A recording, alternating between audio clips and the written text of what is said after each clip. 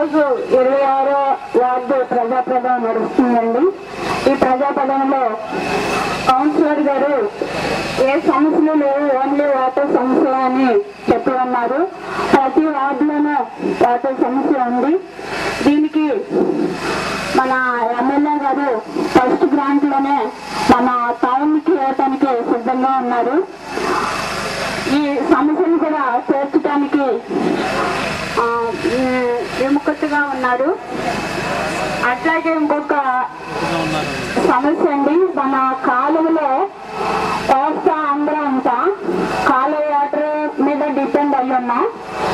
ఈ కాలువ వాటర్ లో లెట్రిన్ సెంటర్ లెవెల్లో కూడా కృషి చేయడానికి మన ఎమ్మెల్యే గారు దృష్టిలో పెడుతున్నాను. నేను ఇది సాల్వ్ చేస్తే మేము